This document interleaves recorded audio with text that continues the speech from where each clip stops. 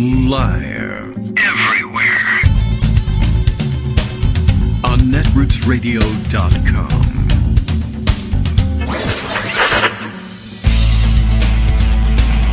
David Waldman. Kagro. In the morning. Now, here's David Waldman. Hey, good morning, everybody. How you doing? It is Thursday, December 10th, 2020. Time for yet another show, and let's see, what do we have on tap for you on Thursday? I don't know. It's a little early to have anything on tap. It's 9 in the morning. Is that okay? All right. Well, for one thing, apparently it is landscaping day outside the window of the Kagro in the Morning World headquarters, atop the skyscraper that is Kagro in the Morning World headquarters. So that should become interesting. I think they're done right outside the house for now. It was just some good stuff this morning. It's I think you can hear sort of a weed whacker whine in the background. It's getting louder. Oh, it's getting louder. Okay, they're coming back. What's been really a treat is I think that big riding mower that's going by the house has been backfiring, and they just can't get this thing to stop. So it should be an interesting morning. And let's see. Now, Greg got a pass from coming onto the show yesterday because there was too much noise and racket going on in his house. I don't know. I guess I can't get the same break. Who would host the show? I mean, I can't. We had Armando call in, but who would he call? I have to be here to answer the phones at a minimum.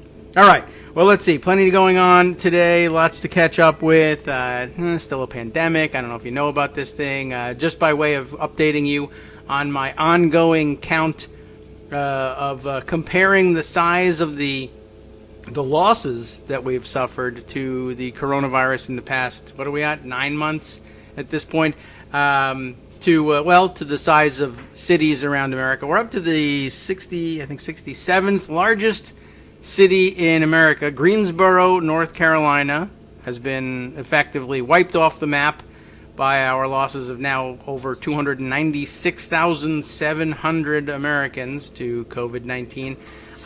Just by way of preview, I mean, I know not everybody knows, Greensboro, North Carolina at all, or the relative size of Greensboro, North Carolina. I will warn you, though, we are kind of getting to that point in the roster of cities where there aren't going to be very many that you don't recognize or don't recognize as significant and large cities. We're almost up into the top 50 at this point. Next up, I don't want to freak anybody out, but next up is Pittsburgh, Pennsylvania, at just over 300,000. And we will top, by the Worldometers count, 300,000 dead from coronavirus. And we know that's an undercount.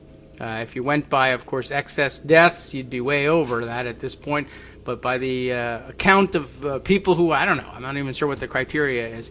But Johns Hopkins and their counter will follow close behind. They seem to be somewhere between 3 and 6 days behind the same number curve, essentially. But, we'll be over 300,000 tomorrow, I would assume. And I don't think we're going to make it all the way there today. But we've been breaking records left and right. I believe we were over 3,200 yesterday.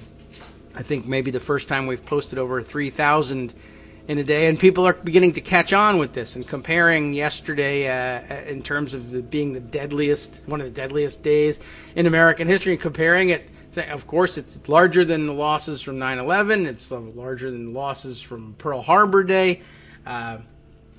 You pick the day; it doesn't make a difference. This is one of the worst going, but it's this quiet losses in hospitals and nursing homes around the country, and I don't know, I guess it's not spectacular enough for people to sit up and take notice, but it's not that everybody's ignoring it or anything, but this is the disturbing part, there's a sector of the political economy, if you will, that simply refuses to recognize it, thinks it's a hoax, or thinks people are dying of something else, and are doing everything that they can to undermine, amazingly enough, the people who are working to minimize those losses and put a stop to them.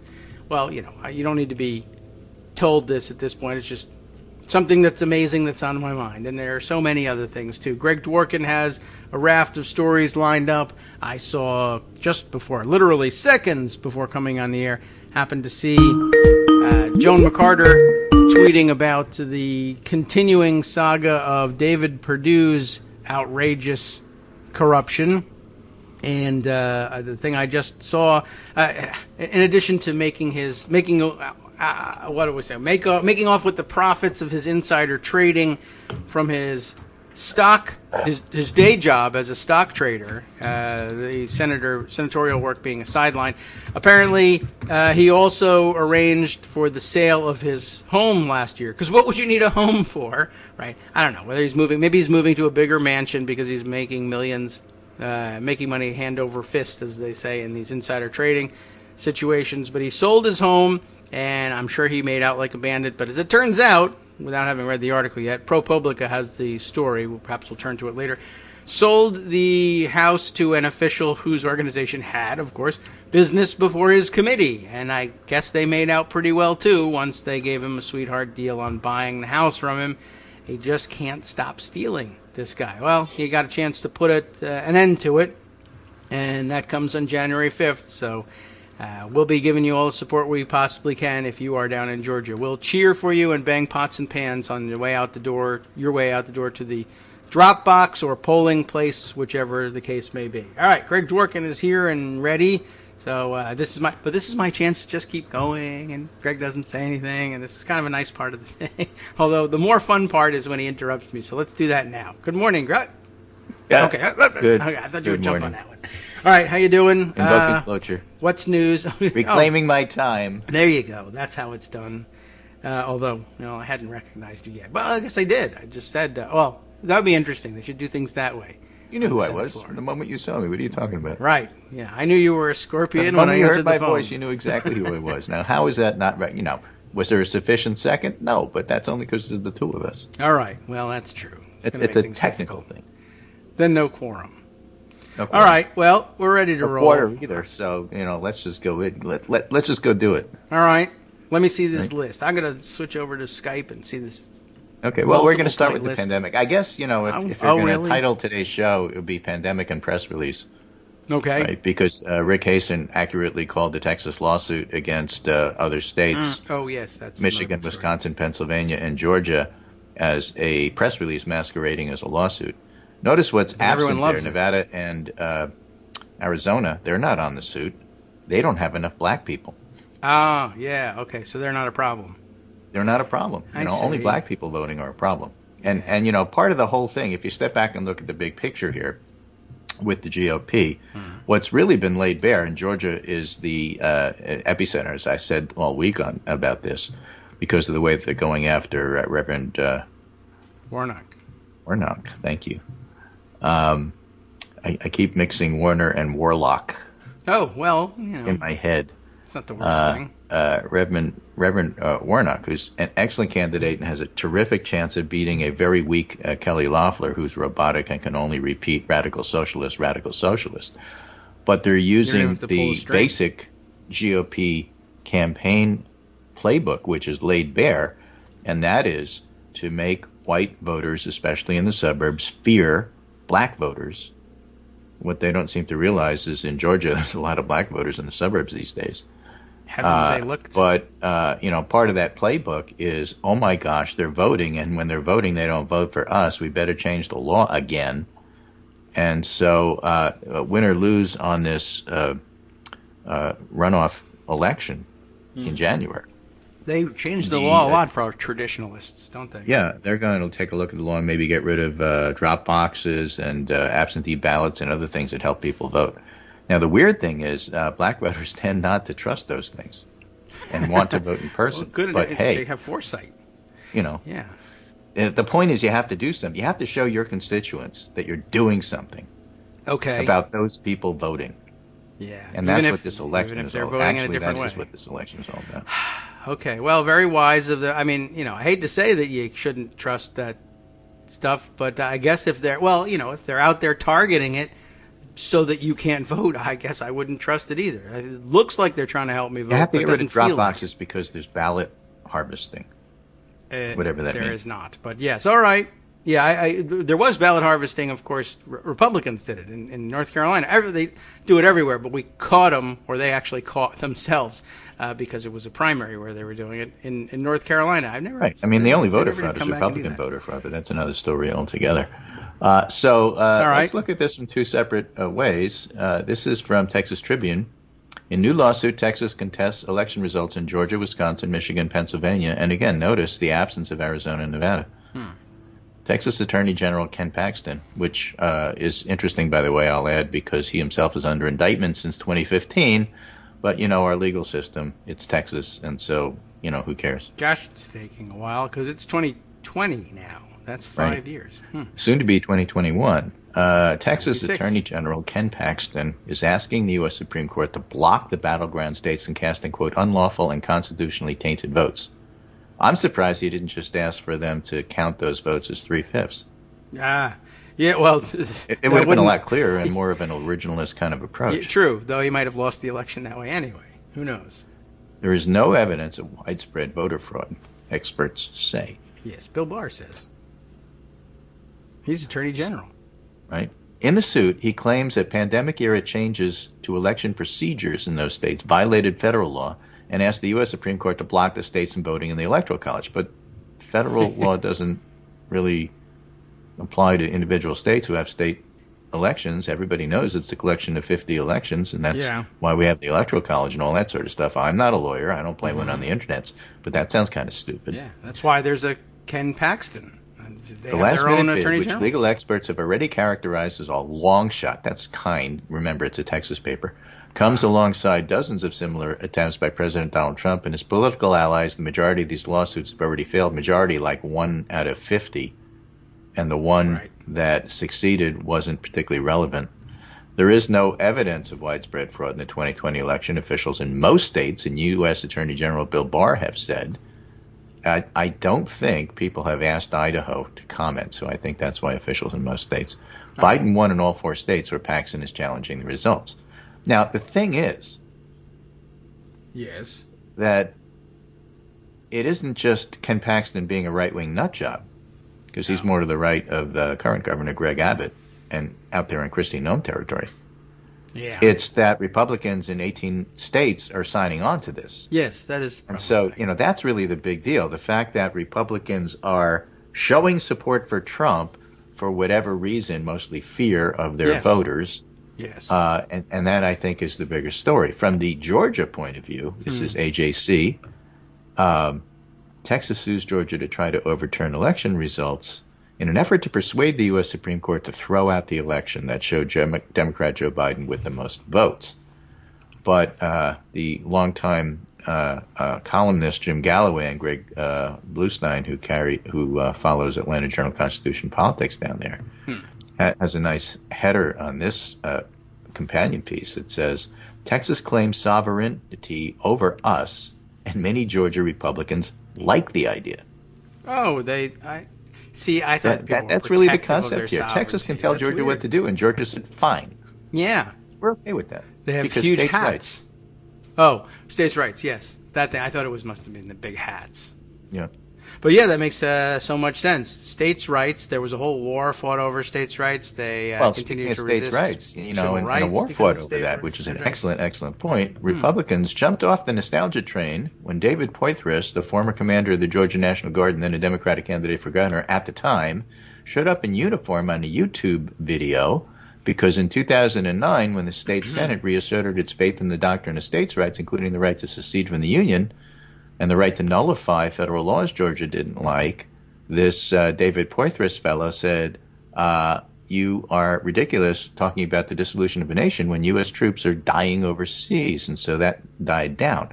But this is, in fact, a new theory of nullification, that one state can reach into another and declare the latter's policies null and void. That's a different twist than nullification. It is. We not only don't have to rights. follow federal law we don't like, we don't have to follow some other state's law that we don't like. Right, and even that state shouldn't follow it if we don't like it over here in this state. That is pretty. Yeah, if we don't like it here, we should tell that state over there what to do, and Georgia is okay with it. Yes. Nearly half of the Georgia Senate's GOP members issued a statement siding with the Texas lawsuit.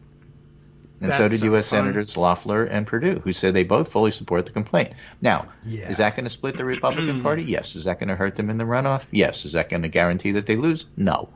We don't know what's going to happen there. But it's not helping them much.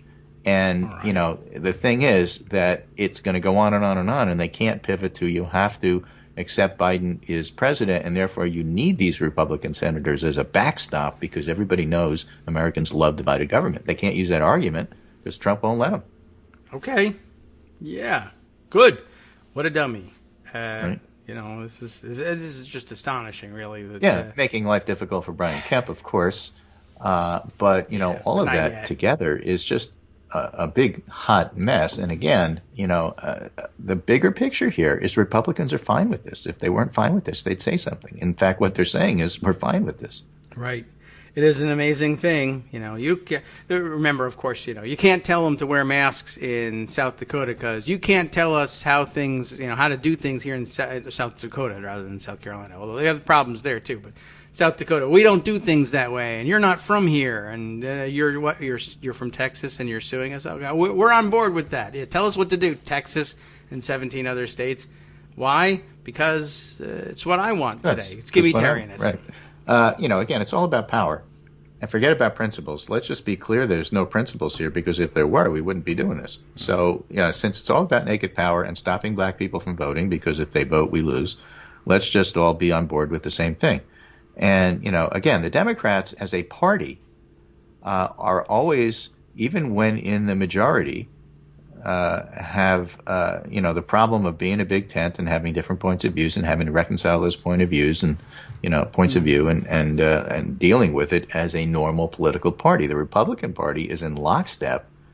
And even when in the minority, since it's all about power and they all agree about that, and since they're perfectly happy to throw black voters under the bus in order to get their votes nullified, that's their real nullification, they're always together. And there's no problem persuading them that I know you wanted state rights an hour ago, but, this is going to help keep you in power. Oh, fine. Then I'm okay. I'll sign on. Where do I sign? Right. Yeah. And, so it's just so visible. It's so naked now. It really, incredible.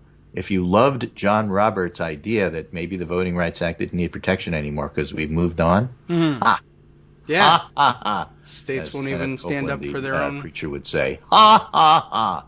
It's amazing. Let's all laugh together. Ha, ha, ha. Shall we? On three. Okay. Well, yeah, I don't know what to tell you about it. Whatever works. If anybody was arguing this isn't the case, you can't anymore because this is so obviously the case. Yeah. Which state's right are they talking about? Which state's right? Texas. Not us. We're all wrong. This is Dave Drucker writing in the Washington Examiner, by the way. Kristi Noem rebuts coronavirus critics during her budget speech. Following months of economic lockdown, sheltering in place, and huge numbers of businesses being forced to close permanently, many of my peers are likely not looking forward to standing before their legislators like I am today. Some are going to propose tax increases, others will take on billions of dollars more in debt, and a few will be forced to make significant budget cuts. Rather than following the pack and mandating harsh rules, South Dakota provides our residents with information about what is happening on the ground in our state, the science, the facts, and the data, and then we ask each of our South Dakotans to take personal responsibility for their health. The part that she's leaving out, it says her strategy turned her into a folk hero among grassroots conservatives across the country who's been frustrated by economic lockdowns and mass mandates. The problem is that 1/10 of her state is known to be infected. Yes. And 1/3 of her state is estimated to be infected. Yeah. For every positive test, there's probably 2 more that haven't been documented. Yeah. And, again, you see the people on Twitter and the nutcases and the anti-science people arguing, well, you can't count the people you estimate because models, and everybody knows you can't use models, and besides it's not proven, so only proven cases matter. And that's where, the rising death rates now kind of hit home, because they're a little bit tougher to deny. And as you were pointing out, the numbers are just staggering. How do you make, how do you get them in your head when they're that large? Some people have referred to, well, if you had 19 airliners go down all at the same time, it's kind of like that. Yes. But it's a lot of people. And Noam actually saying, oh, we're fine while everything is burning around here is just unbelievable. The hospitals across the country are about to collapse, and it's only going to get worse. And so at the beginning of the fire, when it's only contained to the basement, if you're upstairs in the living room giving a speech about everything in your house is fine, Yeah, and pouring the gasoline. question is, well, how's it going to look in a week? Right. So you have to go back and look at this ridiculous speech that she gave and just see how well they're doing. Again, the people who are most assertive about how everybody else is making up numbers are the very people who insist that herd immunity is the thing and that's what we want. And all of your efforts, like wearing masks and having people stay home and stay out of restaurants and stuff like that, is designed to decrease herd immunity. So we are going to oppose you because herd immunity is the way we're going to get out of this. But they're afraid to say that, except for Scott Atlas, who's no longer, in the White House. There's no question Trump believes that. Yeah. And so that's why he was celebrating the fact that so many people were infected in his press conference yesterday. I guess, even though if that number of people, even if we are taking the estimated number of people who are infected in South Dakota. Well, you can't. That's not a real number. How many people really die of flu? Well, that is interesting, too. Actually get measured. These are all models. Okay. These are all estimates. Sure, you that's can't fine. test everybody. Okay, but you're the one, but if you're pushing for herd immunity, then you're clearly going to want to say, well, we're closer to it than we think, right? So you'll want to take those estimates. But if the estimate is still that only a third of the state is infected or has been infected, you got to double that before you get anywhere near herd immunity territory. And you're trying to tell me that estimate is no good. That's why personal responsibility is so important. You're responsible for making sure everybody around you is infected and dies. I guess. It's the only way we're going to get through this. Well, apparently they're starting to notice on the ground there in South Dakota that their governor's not around very often. She tends to make this speech she had to make there, I guess legally speaking, but she makes most of her speeches elsewhere in fundraising centers around the country and not South Dakota. One of the mildly interesting things about this speech as she was going all right-wing nut job is she also acknowledged that Trump lost the election.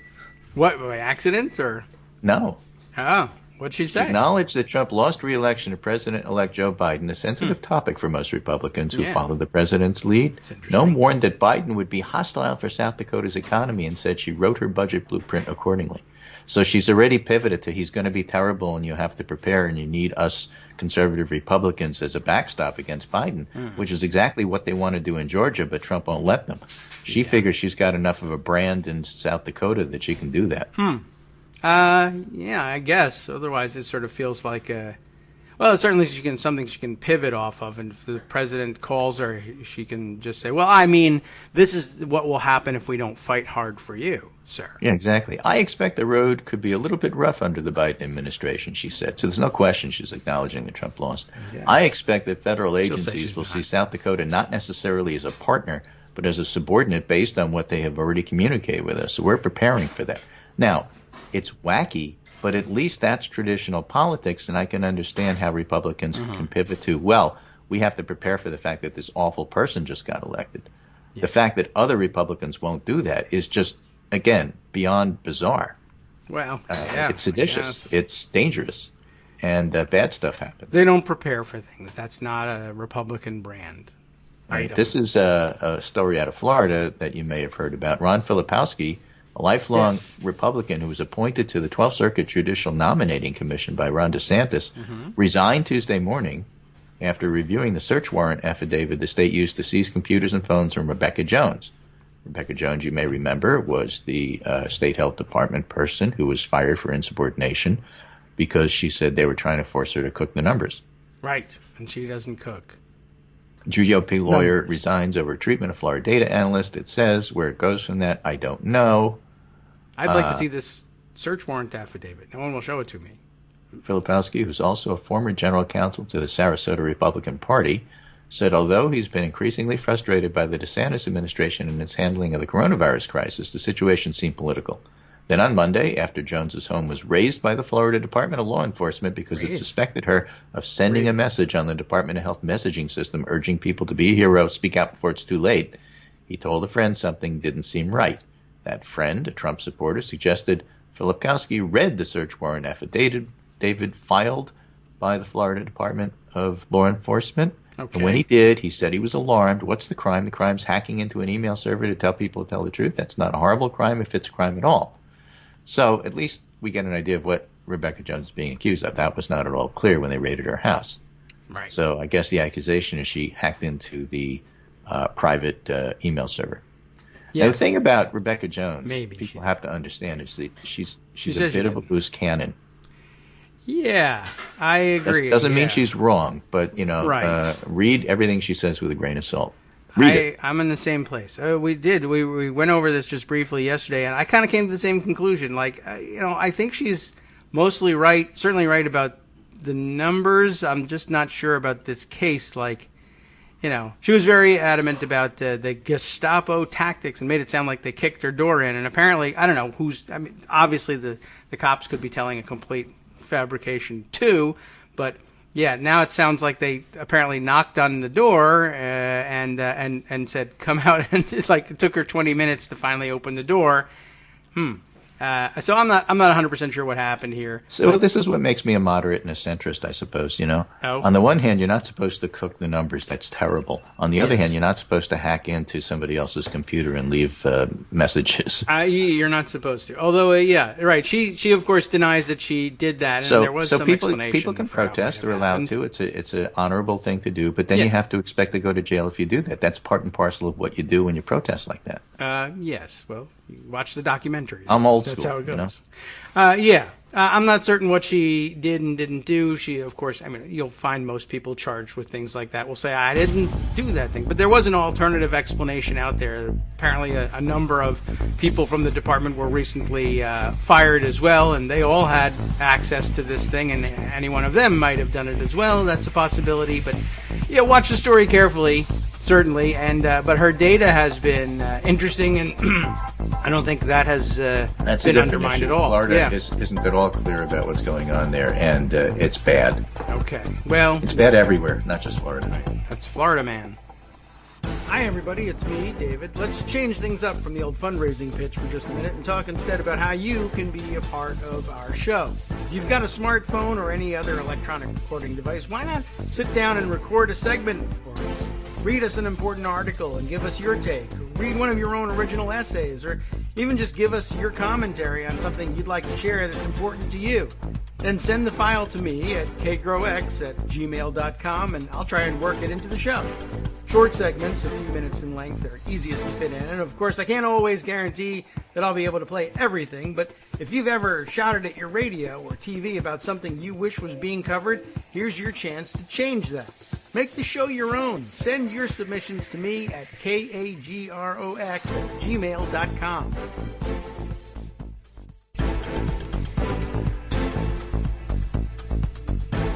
All right, welcome back now to the Kagro in the Morning Show here on Netroots Radio. Greg Dworkin is still with us. We're still running down the day's update. There's a lot of news stories. Well, again, but they break into those two big categories. Let's look a little bit about politics. Right. But I will mention, continue on the pandemic side. The FDA panel meets today to consider authorization of Pfizer and BioNTech's COVID vaccine. So that's kind of important. So we'll have to keep an eye on that. But CNN notes, Manu Raja has a story here.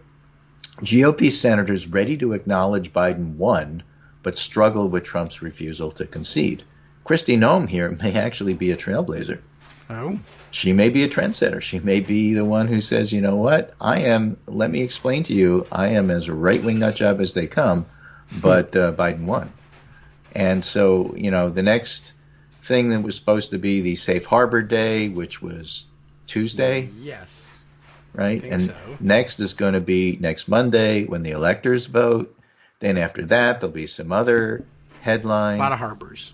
The worry, of course, is that the more Trump claims, and now he's, of course, claiming that this wacky Texas nullification suit is the big one, he called it. I didn't know if he meant, because the Kraken failed, I didn't know if he meant this was Godzilla or Giant Behemoth, which was one of my favorite 1950s movies. Really? I didn't know that was the Giant Behemoth, bigger than anything ever created.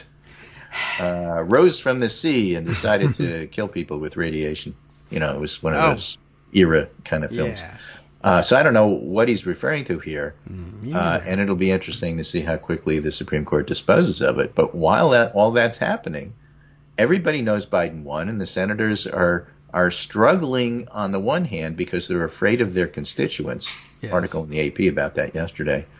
And on the other hand, are okay with it. And there's, of course, a couple who aren't. Pat Toomey said this is ridiculous. Mitt Romney said this is ridiculous, but not everybody has. And so you step back and go back to the original. Well, we want to humor the president. What's the harm? Which was the message that originally came out when Biden won and Trump wouldn't concede. Now it's accepted that he's never going to concede. Yes. But that's not the question anymore. The question is how much harm is he going to do on the way out? Yeah.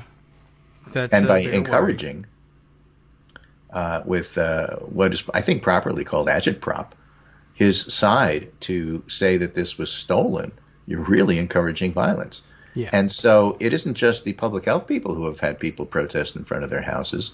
It's the secretaries of state and so on and so forth. Yes. Really, they're trying to intimidate Democrats in every possible way. Again, I go back to the fact that this is all based on not wanting black voters to vote. And so we're looking at, post-construction era stuff. And so to familiarize yourself with concepts like nullification isn't a bad thing because that's what we're looking at here. Yes, and the intimidation isn't just of Democrats either. You did point out already that a lot of the Republicans are on board because they're afraid of their constituents. But a more direct point, I understand that at least one of the state attorneys general who signed on to the Texas suit basically, and I think maybe did so anonymously, told reporters that, you sign on to this thing because I'm afraid of what will happen if I don't. If I decline the opportunity, the quote-unquote opportunity to sign on with this, my house will be bombed. I think that was a state legislator person who said that, if I'm not mistaken. But that was a pretty famous quote. Like, I have to go along with this. They'll bomb my house if they don't. Yeah. I mean, but I think that was the effort of the state legislatures to overturn their voters. Let's see. I'll see if I can dig that one up. We'll take care of it in the background. I think you're probably right. But just so I can show everybody the quote, I'll find it and make sure that it's in the roundup. You can go on with your stories as planned. Well, meanwhile, there's other things that happen. A man with a manifesto threatened to detonate a bomb inside a Democratic headquarters in Washington state, officials say. And this is a story that's actually from today, this morning. 2 senior volunteers were working inside the Spokane County Democrat's office Wednesday morning when a man walked in and handed them a piece of paper, and then he told them he was ready to blow up the office. So the idea that Trump's rhetoric is just harmless is, something's going to happen. I don't want to hurt you. I do have a bomb. Please read this manifesto and share it widely, he said. It's very polite. Right? The 2 women and man who later came to help managed to de-escalate the situation, but before police responded, the man with the manifesto appeared to have started a fire inside the office. Ah, boy. The woman, whom Bishop declined to name for safety reasons, were unharmed, but the organization's offices were significantly damaged by the blaze. The unidentified man making the threat was arrested after he left the office. Okay. He didn't have an explosive device, but this is the first time in my memory of the party that there's been such a credible threat that's been carried out. So the idea that this is all harmless stuff and you just let it play out is wrong. Okay. I believe that. Right. What should Biden do about all of this? Article in The Atlantic, how Biden should investigate Trump. The misdeeds and destructive acts are legion. The new president should focus on these 3. Story by James Fallis. It's actually pretty good. Okay. 1, a crimes commission. All right. Human beings crave reckoning, even the saintliest among us. Institutions based on rules and laws need systems of accountability. People inside and outside politics have argued forcefully that Biden should take, or at least condone, a maximalist approach to exposing and prosecuting the many transgressions. That Biden can't talk about where America's going without clearly addressing where it has been. In 2019, 2 professors at Princeton, Julian Zelizer and Kevin Kruse, argued the most harmful response to Trump's offenses would be for Democrats and Republicans to agree to look past them. Okay, Eric Swalwell, a Democratic congressman from California, has proposed the creation of a presidential crimes commission made up of independent prosecutors. Now, Joe Biden, who improbably or impressively has lived through exactly 1/3 of Americans' history as a Republican, is well aware of this line of argument. And of the risks of papering over the sins of the past, he was in the Senate during the Watergate investigations and later when the Church Committee investigated Cold War-era crimes and excesses by the CIA. Modern history is replete with instances of societies that were hampered and distorted by their refusal to face difficult truths. All right. And then actually have a link to that statement. Choose a country from almost any point of the globe, Norway, France, Indonesia, Ireland, and people familiar with it can detail the ways that facing or avoiding yesterday's harsh truths can have effects that last through many tomorrows, including the Chinese Communist Party's ongoing suppression of truth about mass starvation during the Great Leap Forward, Cultural Revolution of the 60s, Tiananmen Square, modern Japan's relations with South Korea, China, and the Philippines, Singapore, and other nations in the region still suffer because of World War II, just to give a couple of examples. Okay. But how much time can Biden spend looking backwards? Many presidents have taken office with challenges, even crises, immediately at hand. Your most important decisions at the start are what to exclude, Jack Watson told me recently. In 76, Watson was in charge of Jimmy Carter's transition planning staff.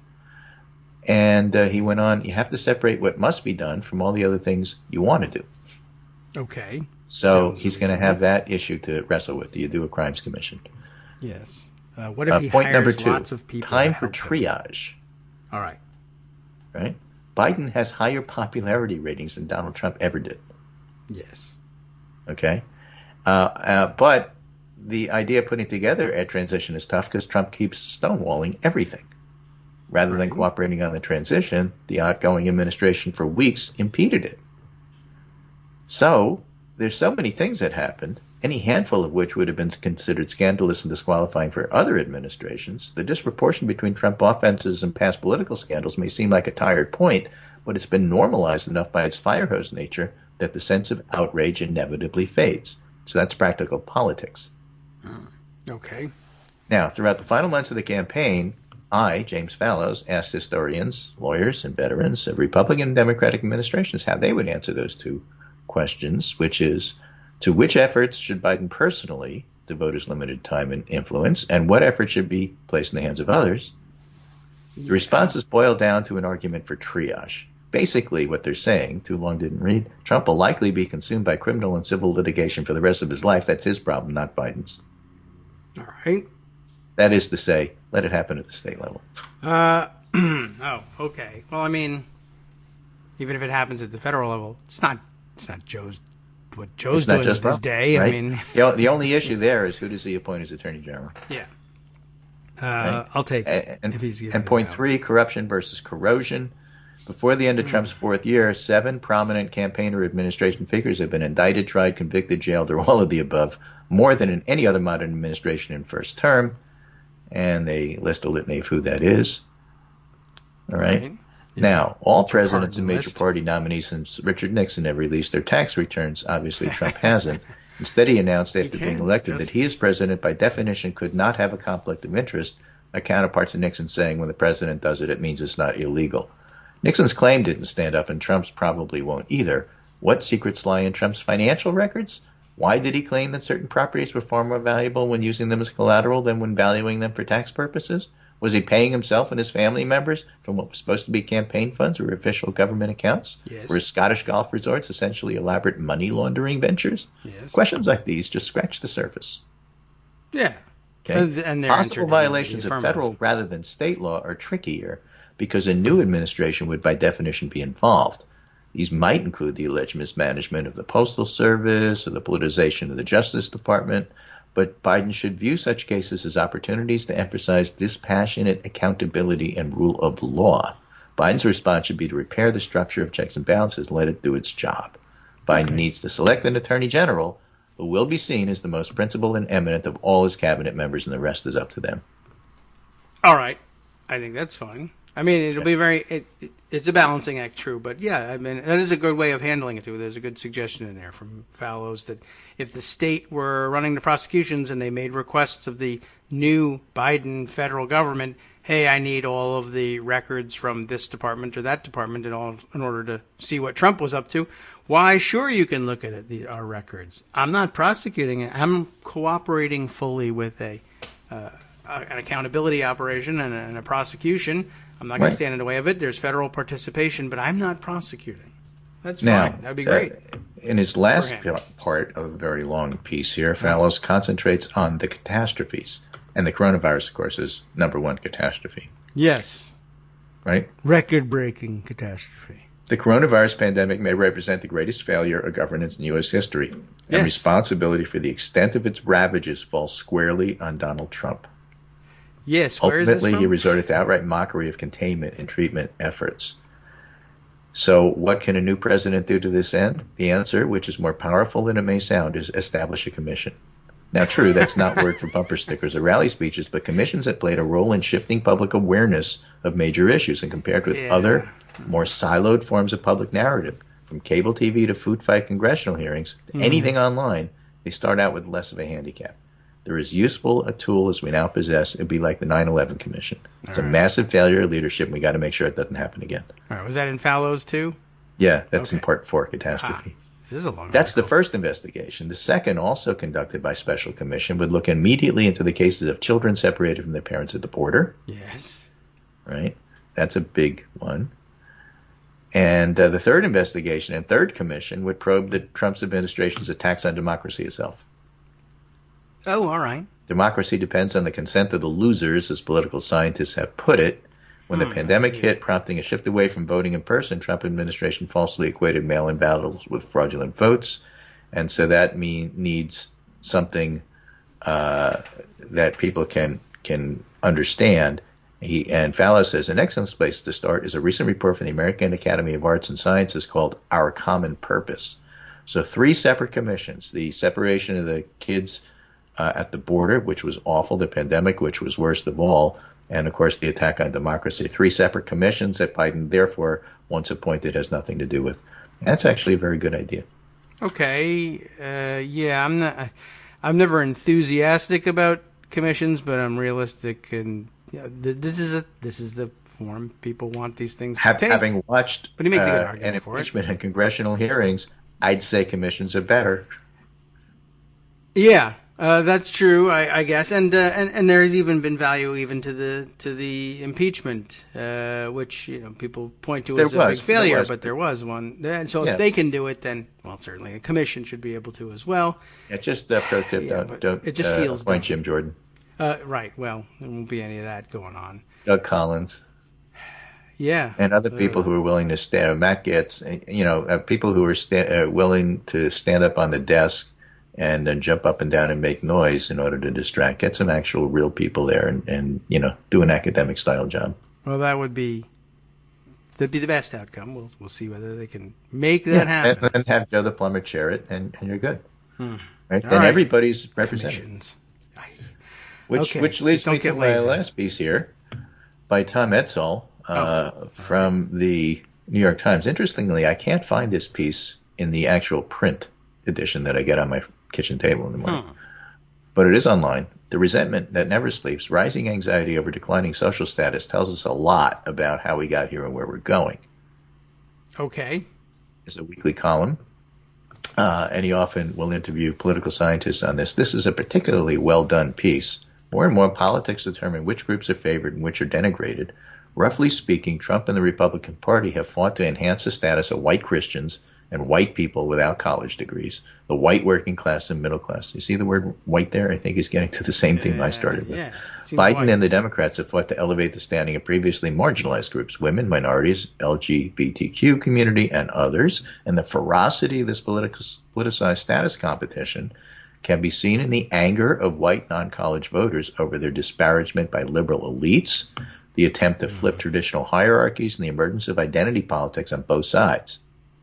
And he talks about how this was predicted a decade ago by certain political scientists.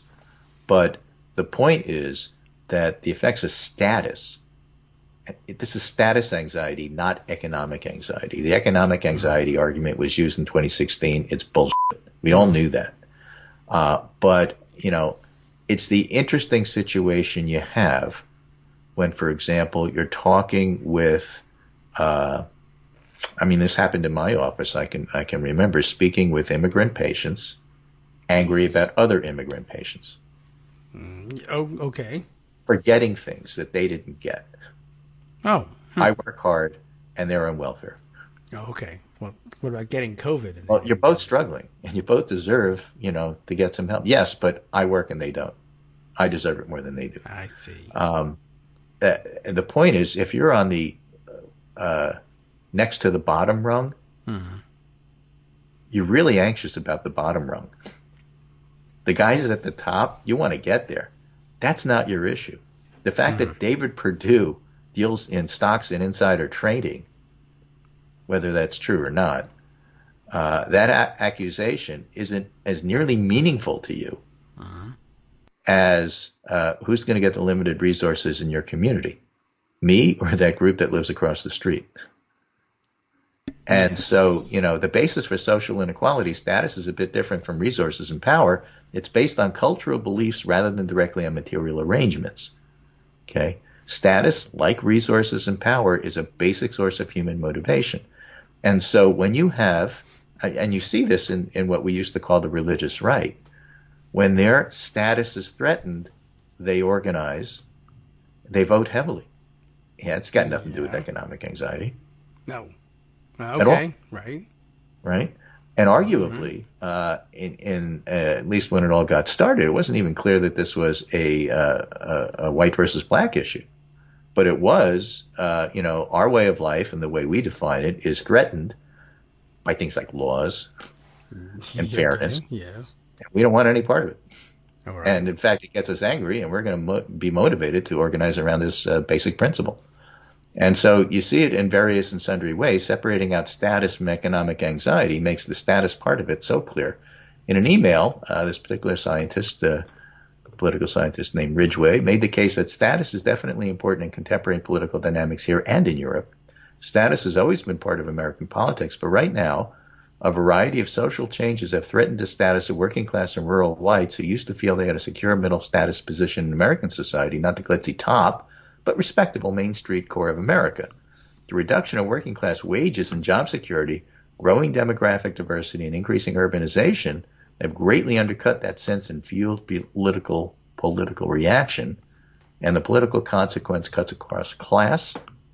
Peter Hall, professor of government at Harvard, wrote by email that he and a colleague, Noam Gidron, a professor of political science at Hebrew University in Jerusalem, have found that across the developed democracies, the lower people feel their social status is, the more inclined they are to vote for anti-establishment parties or candidates on the radical right or the radical left. Those drawn to the left start out near the bottom of the social ladder, and the people most often drawn to the appeals of right-wing populist politicians like Trump tend to be those who sit several rungs up the socioeconomic ladder in terms of their income. And my conjecture, this political scientist says, Peter Hall, that people in this kind of social position who are most susceptible to what Barbara Einreich called a fear of falling, namely anxiety in the face of an economic or cultural shock that they might fall further down the social ladder, a phenomenon often described as last place aversion. So it's not so much economic anxiety that was driving Trump voters, it was fear of where they are in the social hierarchy, where they are on the ladder, and whereas they thought they were in the middle, now they find themselves toward the bottom and they're afraid of the people below them, so naturally they take it out most viciously on those who they perceive as having less status than themselves. And if you put that in context with the entire GOP trying to motivate these voters, this is their base, particularly against black voters, you see where all of that is coming from. So, it all ties together. Yeah, interesting.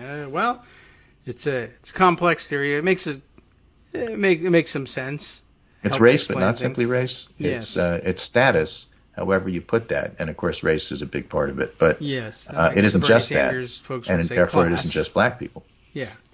All right. Well, I mean, it's not. It isn't far removed from a lot of. That's the how Bernie you have Sanders Vietnamese argument. people in communities in California voting for Trump.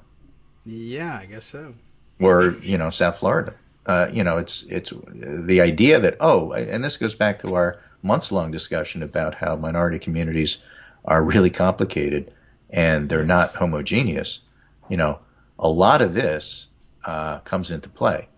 And so, again, I've seen it at a personal level, and I've seen it in a political level writ large. And I think there's a lot of sense that this article pulls in here. Okay, I would agree that you think that. Yeah, Probably also true. Right. That's the most I can commit to at the moment. All right. Well, it's a thought piece. It's one of those things to think about. You don't have to agree or disagree, but take a look at the piece. There's a lot of references, and really, to me, makes a lot of sense. That's why when you look at other pieces here, here's a contrarian piece of a guy I usually really like, Jonathan Bernstein. Certainly don't agree with him on this one. No. Out of office, Trump won't matter much. Republicans are largely ignoring the president's views as it is. Why would that change after January? The answer is it's not Trump, it's Trumpism, or it's the Trump family, or it's whoever the politician of the week is, be it Tucker Carlson or Lou Dobbs or whoever, decides to run for office and use the resentments of the second to last rung as a ladder for themselves to pull themselves to higher position. I mean, that's what Joe McCarthy was about. He didn't really care about any of the people he was supposedly defending or being a champion for. He wanted power for himself. That's what politicians are like. And so I'm just saying that this point of view, this way of looking at things, leaves the entire country vulnerable for the next person who tries to do what Trump does, because that's a very powerful strain of American politics that can't be ignored. And it's not just going to go away. Right. Certainly true. And I think the fact that other Trump and Trump adjacent people could be running for office later kind of masks the larger point, which is that this is exploitable by a lot of people. Maybe not with the same level of success as Donald Trump. He seems to have a particular, I guess, talent for inflaming this, and others don't display the same ability necessarily, but it's and what we're constantly reminded of this is this was a symptom of the way Republicans approached politics, and I guess like you just said, it has been literally for decades, going all the way back at least to McCarthy. And every once in a while, every once in a generation, I guess, they get somebody who's just fantastic at manipulating it and makes out like a bandit and hopefully flames out quickly. But I mean, I guess McCarthy has done it to an extent. Newt Gingrich was able to do it. Trump, in a different way and with a greater impact, and right in the middle of a pandemic. Thanks a whole lot. Able to do it as well. Yeah.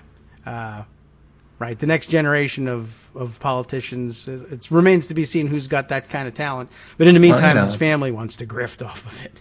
Yeah, it's the old Isaac Asimov Foundation series, right? We wanted the foundation, we wind up with the mule. Oh. Well, man. All right. Luckily, there's a second foundation. So. Oh, well, in that case, the book predicts it. We'll have to accept it as gospel. Well, clearly, America's in a Selden crisis. There's no question about that. So, we have to figure out how to do this. 17 Republican states are joining that Texas suit and asking the Supreme Court to overthrow American democracy. So the next step on the second foundation, saving of the foundation, is going to be what the Supreme Court does with this. Stupid as it is, that's the result isn't, so much in doubt. It's how are they going to deal with it? What's the process by which they reject this thing? Is it summarily 9 people aren't going to do it? Is it a well-written and thoughtful commission style taking apart the stupidity of it? How are they going to do it? We don't know that yet. No. Okay. Well, you got to read, I guess, or wait. Yeah. All right. Yeah. That reminds me, though, I did see the other day, just stray thought that this brought to mind, as you mentioned, other, I guess, Trump family members maybe running for office. This one I did not see coming until I saw this report. Lara Trump, who isn't even really a Trump necessarily, but I guess Eric's wife. Apparently, I don't know whether she's originally from North Carolina. That must be the story. Apparently leading in the polls for running for Senate from North Carolina in the 2022 elections. And I don't know exactly what to make of that, but what a disaster it would be just to embed the rest of this family of grifters in politics. But I guess it could happen. Right. We'll see what happens. Yeah. All right. I just wanted to throw that one out there so everyone was aware of it and could, I don't know, move to North Carolina and prevent it or something. Right. But you have to actually live there. That's a summary for the last couple of days, chaotic as it is. That's because, summaries of news these days tend to be chaotic. But yes. Pandemic is a big story. Keep an eye on the hospitalizations. Oh, right, I will. The cases have gone up. The hospitalizations are now going up. Right. They're doubling in a lot of different places. Hospitalization rates are the least subject to local conditions. The percentage of positive depends upon how much testing you're going to do and who gets tested, but hospitalizations are a pretty straightforward number, just as deaths are. And so keep an eye on those. And they're spiking right now, and that's not good. So Kristi Noem taking a victory lap is just the worst possible thing to do. If South Dakotans are okay with that, it doesn't make it okay. If Texans are okay with Texas suing Georgia and Georgians are okay with that, it's still not okay. So, there's still right and wrong. There's still, basic rule of law. And, we're fans of it, even though it's a wacky system, given that Dan Patrick is still doing this, even though he's under indictment for 5 years. So take care, and I'll be back, and we'll see who gets indicted by Monday. Okay, sure. Well, that's a good game to wait for. Monday is electors vote, right? So is it the 14th on that? I don't know. What's the date? Today's the 10th. Yeah, all right. So that's a matter of counting. We'll have somebody else get on that and tell us whether. But if the 14th is the day, I didn't even look on the calendar what day of the week that is. Monday seems like a good day to do it, though. Yeah. So Monday is like the official day that Biden becomes president, and he at swearing in is another date. But yes. It's hard to deny that he won after Monday. So let's see how they do it. Right. They'll have to get creative. It'll be interesting. They'll have to get very creative. Okay. Well, yeah, Monday. It makes sense, by the way, since most of these, I think everybody probably just meets in their state capitol building to do that. And as you know, legislators are not going to be around on Mondays. They don't show up until Tuesday, generally speaking. But so, okay, that makes it pretty easy, and they have the hall available for them. So, All righty. Well, very take good. care. I will. You will. There's our music. We all will. That's the music. Yes. So that gives us 30 seconds to remind everybody. All right. So he'll be back when the Electoral College votes. They'll vote after the show. Speaking of back, you'll be back after the break. What are you going to talk about now? Well, I can tell you. How about this? Sweden, their model didn't work. They're abandoning it, and it's all going to hell. How about that? Herd immunity. Okay. I heard of it. Didn't work.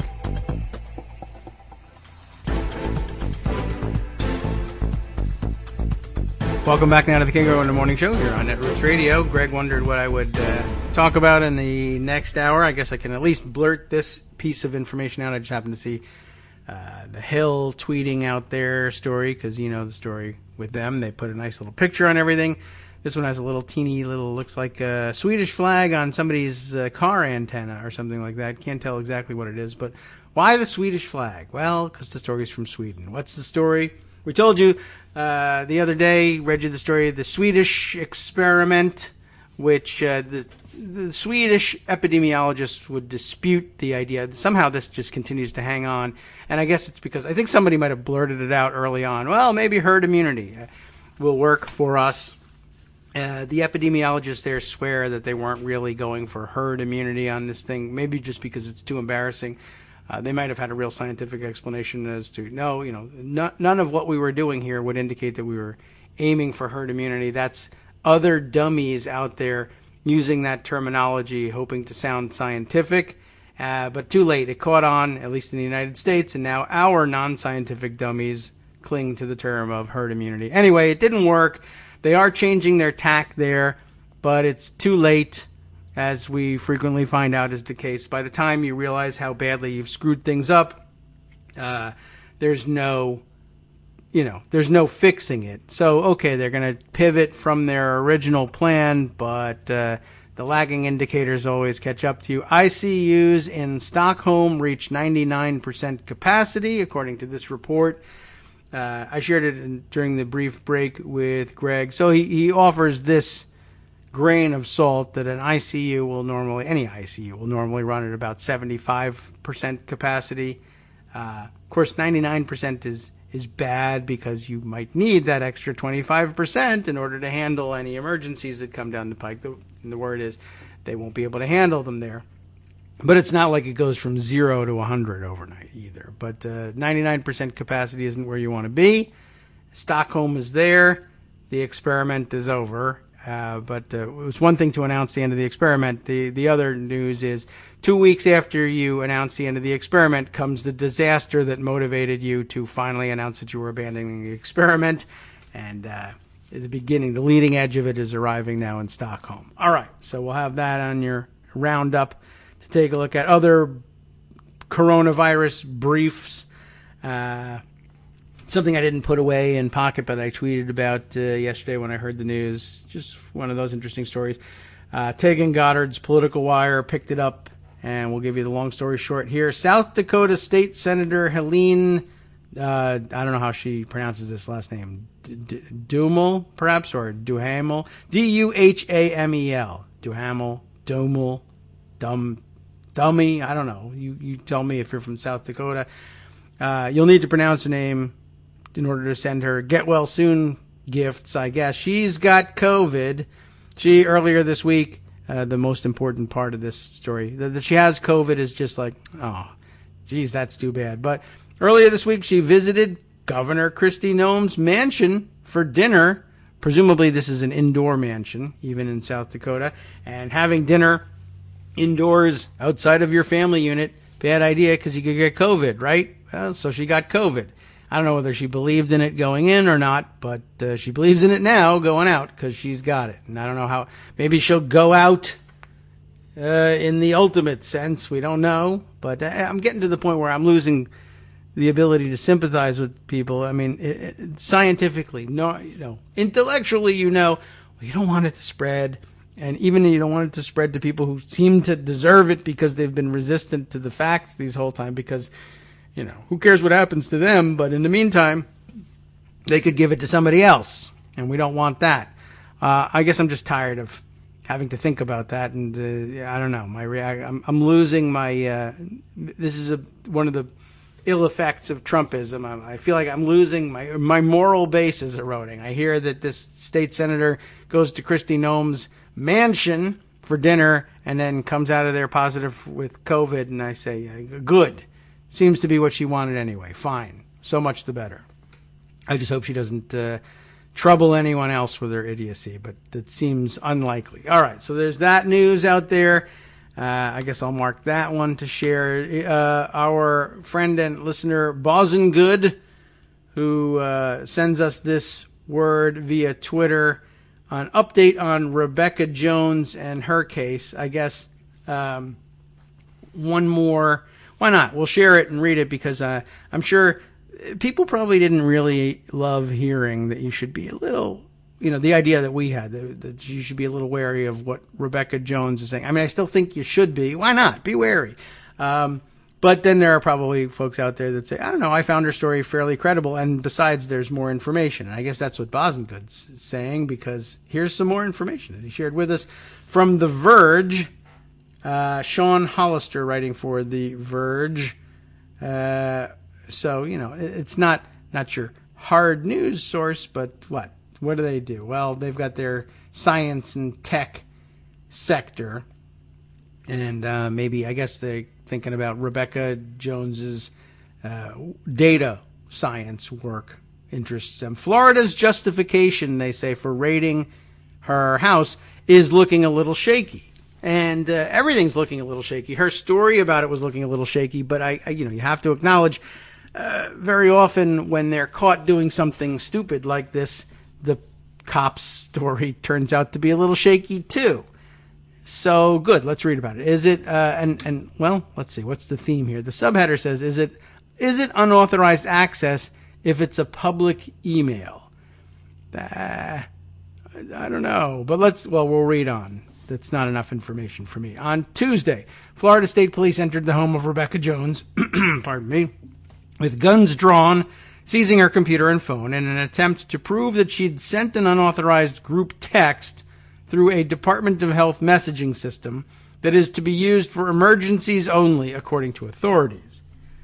There are now two reasons why that's significant. First, as we reported at the time, but I missed it, Jones isn't just any former Department of Health employee. She's the whistleblower who built Florida's once celebrated COVID-19 tracking dashboard, then accused her bosses of ordering her to manipulate Florida's data to justify reopening the state. Yes, and that's good background. And I included a story in yesterday's roundup, which I wrote by myself with my own little hands. Bigger than Trump's, but whatever. But I did include a story that explains just what the background really is here. Pardon me. Couldn't get to the mute button fast enough for that one. But yeah, Ron DeSantis, untrustworthy, to say the very least, and long suspected of being interested in and forcing people to manipulate Florida's numbers. So I included a piece about that. All right. The Verge, I guess, reported on it as well. Where do we leave off? She's the whistleblower who built the dashboard, then accused her bosses of, ordering her to manipulate Florida's data to justify reopening the state. Second, it's now come to our attention that the supposedly private messaging system that Jones might have accessed might have effectively just been an email address. An email address that the Florida Department of Health may have inadvertently published, by the way, for anyone to see on the open web. And that, I don't know if it's a mistake or not, but I guess if it's out there, it's out there.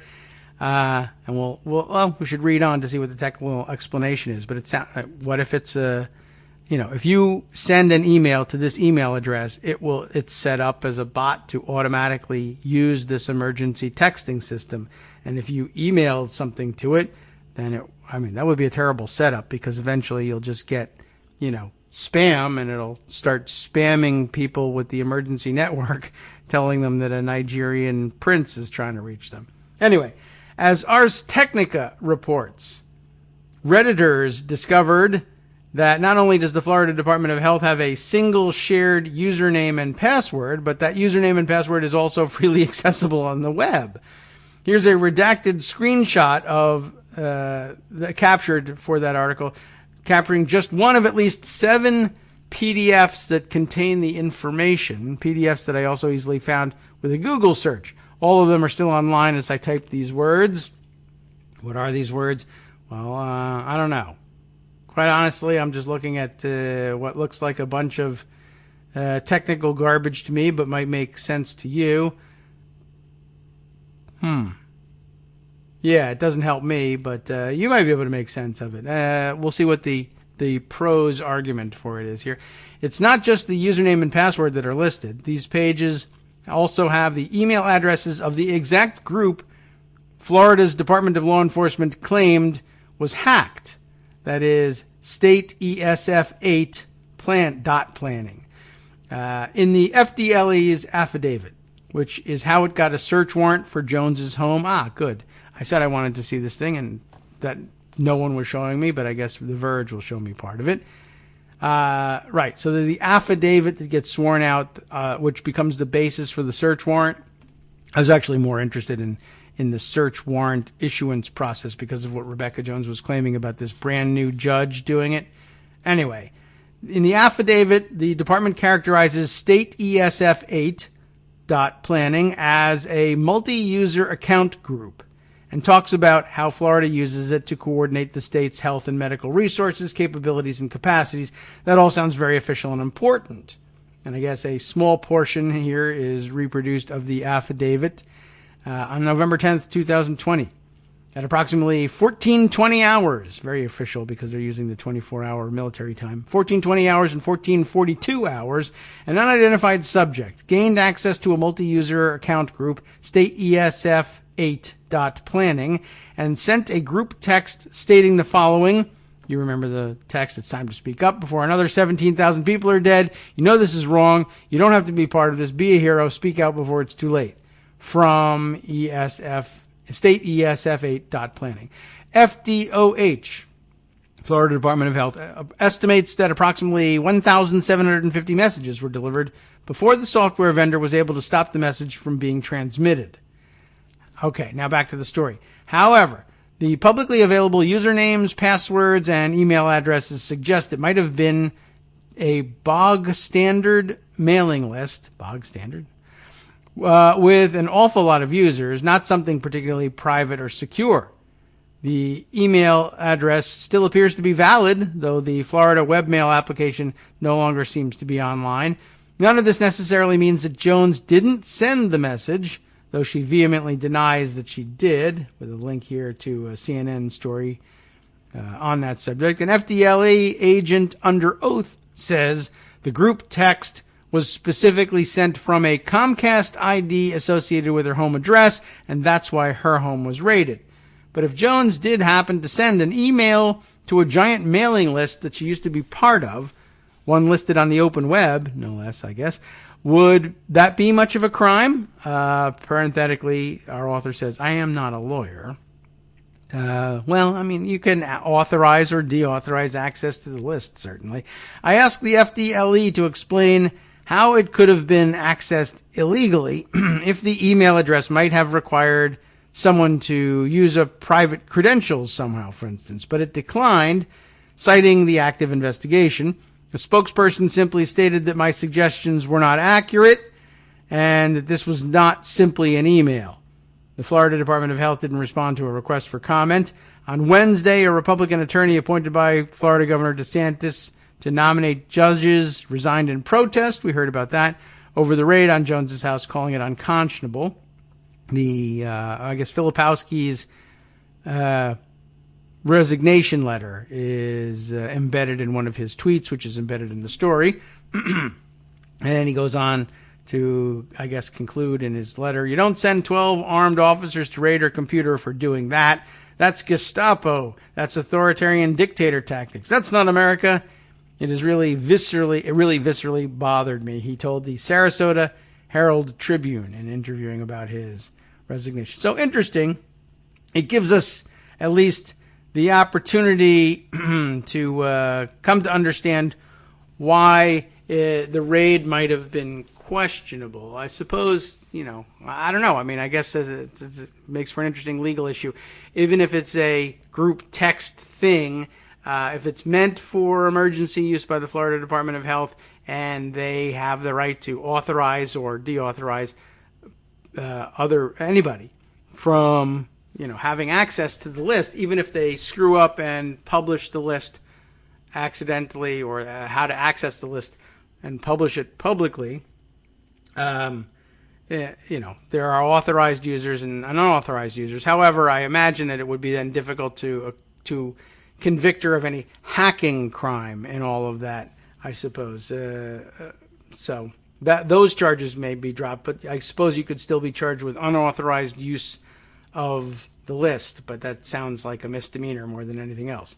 All right, let's see. I will check in on some other things here. Greg has sent a couple of messages afterwards here, I guess relating to this. This is from FEMA. A link from FEMA. Emergency Support Function Number 8, Public Health and Medical Services Annex, part of the National Response Framework to Emergencies and Disasters, and then explaining bog standard. Okay, a well-known informal term which originated in Britain, meaning something ordinary or basic. That's how it sounded in context, but I was like, this isn't technical talk, is it? Okay, it's not. But it's awesome. It's awesome. It's often awesome, but a dismissive or derogatory term. Okay, so that he probably was saying, well, this is just basic standard crap here that almost anybody could access. Okay, so that makes a certain amount of sense. But yeah, it'll be. I think it'll become increasingly difficult as we look further and further into this to believe that Florida will be able to make any sort of felony charges stand. And then I guess you're back in the position where Filipowski found himself, which is to say, you don't exercise a guns drawn raid on a warrant for what is going to amount to eventually perhaps a misdemeanor charge. But at the time, the cops got the thing and it said felony, so go. So they went. It's just a bad charge, and over enthusiastic prosecutors and cops and judges got together, and no news in that. I mean, it's a problem, and where the suspects are people of color, they sometimes end up getting killed over what should really be a misdemeanor charge more than anything else. But because prosecutors and others love to trump up charges and fluff them up to the biggest, scariest sounding thing you can put together, and the cops either don't look into what underlies the warrant, they're simply meant to execute the warrant, but of course when they're handed a warrant to execute, they want to do it as TV style as possible, and if they've been given all sorts of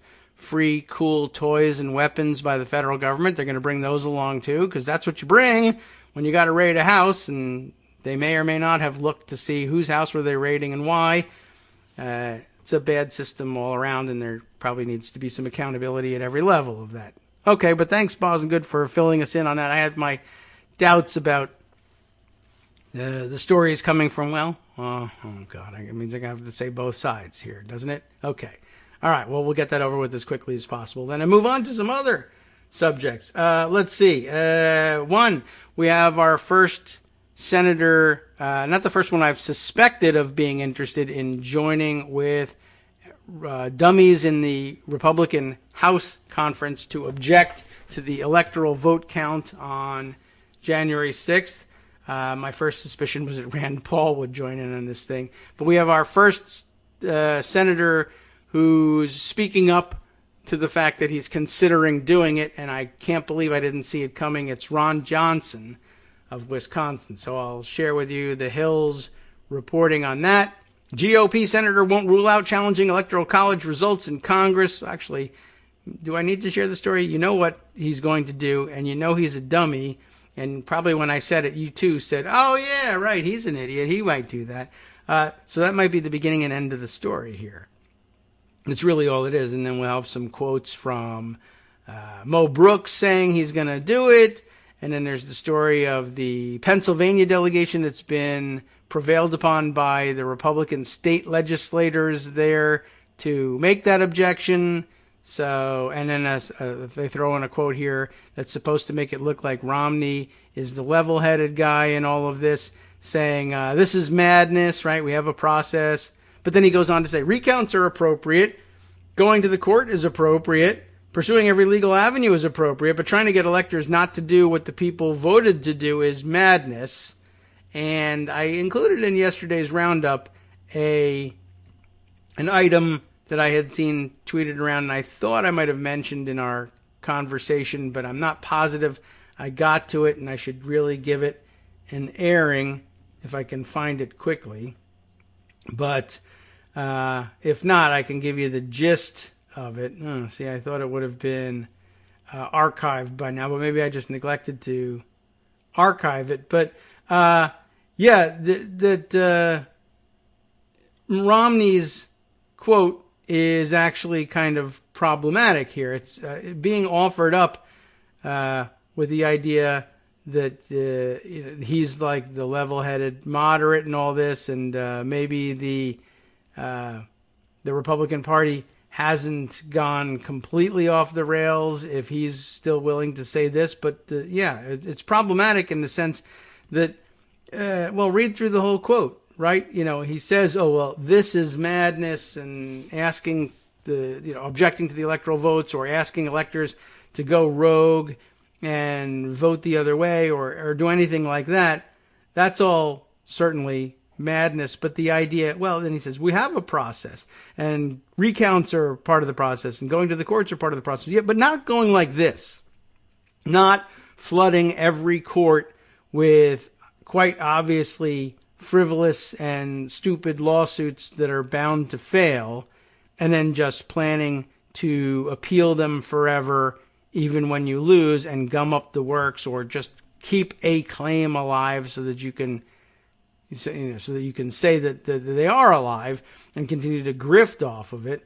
That's well outside of the norm and should be included among our inventory of the madness. And it's amazing that he was able to get away with the idea that that's somehow other than madness. I don't know.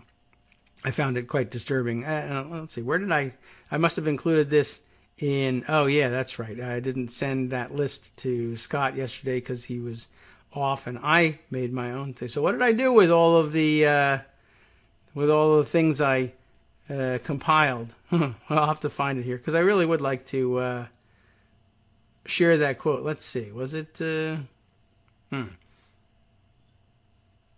There it is. Okay, I think I found it finally. And yes, here we are. Julian Sanchez, who tweets, as everyone knows, as normative, saying about that quote, yes, bully for Romney for being an outlier among his colleagues, but I find it disturbing that we're now seeing it routinely described as, quote, part of the process to flood the courts with frivolous lawsuits because you don't like an election result. I thought good observation, well done there in pointing it out. Not seeing it reflected enough in discussions of what Romney said here and how, how weak a sauce it actually is, which is amazing because that's kind of the beat on Romney, and why should people ignore it? Okay, so we've got that. Let's see, moving on to a couple other things still in the pocket list. Got to go back up to the top. Let's see. Oh, yes, right, correction. Greg was correct in pointing out that it was one of the state legislators, not one of the state attorneys general, Republican attorneys general, saying, yeah, she's signed on to this, in this case, the letter asking Congress to throw out Pennsylvania's electoral votes. This is state senator and Republican majority leader in the state Senate, Senator Kim Ward, says she only signed the letter asking Congress to throw out her state's electoral votes because, quote, if I would say to you I don't want to do it, I'd get my house bombed tonight.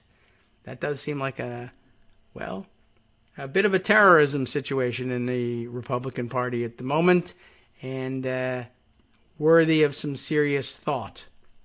And perhaps I did see somebody else mentioning, good task for the next Biden administration attorney general, too. Might be wise to think of putting someone at the top of the Justice Department who recognizes the serious danger from the extreme right in this country and won't bow to pressure to sweep that under the rug, as has happened twice before with similar reports and investigations. Okay, let's see. Right, okay, there was the David Perdue story, which I threw out there that Joan brought to my attention. I don't think we'll read through that one, although I recommend thumbing through it later, perhaps to find out who was this person with business before the committee, what was the business, and was the price of the house inflated? I'm curious to find that out. Let's see. Big story of the day. Not certain how much time I want to dedicate to it because it's kind of rough, but also one that we've seen coming for a while. Lots of talk about Jane Meyer's story in the New Yorker about Dianne Feinstein. Headline on that one, if you haven't seen it, I don't know how you would have avoided it. Although one way you could avoid it is having it hidden underneath a giant Best Buy pop-up. Let's get that out of the way. Dianne Feinstein's missteps raise a painful age question among Senate Democrats. We all recall, of course, at the end of the Amy Coney Barrett hearings, which we all thought of as a real farce, that Dianne Feinstein instead turned around 180 degrees and said, these are some of the best, fairest hearings I've ever participated in. Lindsey Graham, you're a prince among men. Whatever, you did a great job. And everybody said, first of all, which hearings were you watching?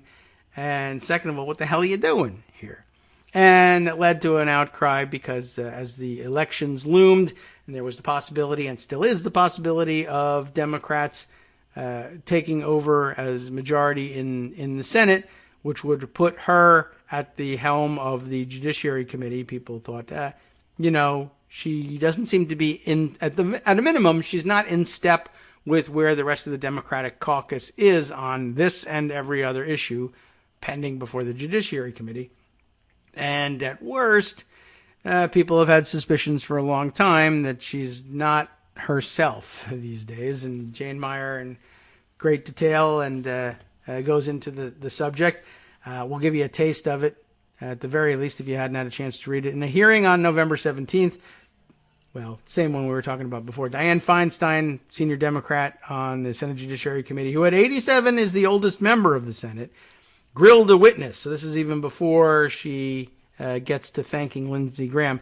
Reading from a sheaf of prepared paper, she asked Jack Dorsey, CEO of Twitter, whether his company was doing enough to stem the spread of disinformation.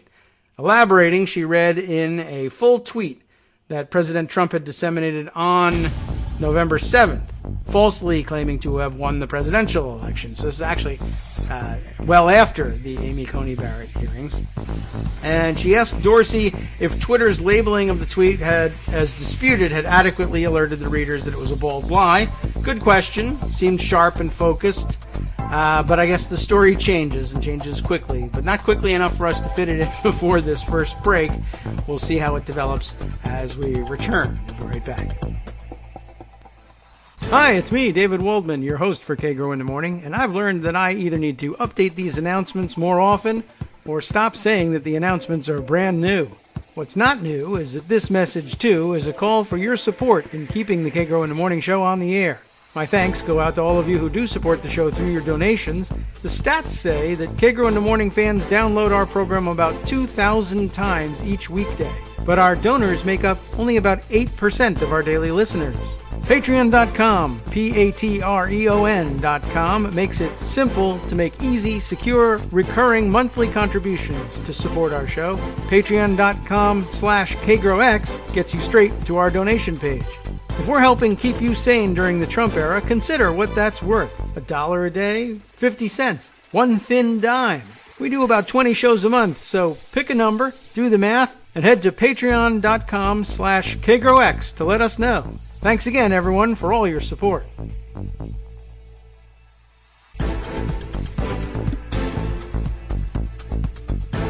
Okay, welcome back now to the Kagro in the Morning show here on Netroots Radio. Well, if you read the story, you already know where this is going, or if you picked up on the hints, you probably know where this is going. The Feinstein story in New Yorker, thanks to Jane Meyer. The setup here in a post-election hearing with the CEO of Twitter asked him, Dianne Feinstein asks him, hey, what about the president and his ridiculous tweeting, falsely claiming to have won the presidential election? Is labeling this tweet as disputed adequate to the task here? And as Meyer notes, it was a good question. Feinstein seemed sharp and focused. For decades, she has been the epitome of a female trailblazer in Washington, which makes all this very difficult. Always hyper-prepared, but this time, after Dorsey responded, Feinstein asked him the same question again, reading it again, word for word, along with the Trump tweet that she had quoted. Her inflection was eerily identical. Feinstein looked and sounded just as authoritative, seemingly registering no awareness that she was repeating herself verbatim. Dorsey graciously answered the question all over again. Social media was less polite, as you might imagine. A conservative website soon posted a clip of the humiliating moment on YouTube under the headline, Senator Feinstein just asked the same question twice and didn't realize she did it, adding an emoji of someone covering his face with his hand in shame. You shouldn't put your hand on your face in the time of COVID, but that's not what they're talking about. Anyway, that along with bright red type proclaiming time to retire with exclamation points. 2 of them. 6 days later, under growing pressure from progressive groups who were already outraged by her faltering management of Amy Coney Barrett's Supreme Court confirmation hearing, Feinstein released a statement announcing that she would step down from the Democrats' senior position while continuing as a non-ranking member of the committee. Feinstein's office declined to comment for this article. I guess without necessarily going on with the article, you get the idea.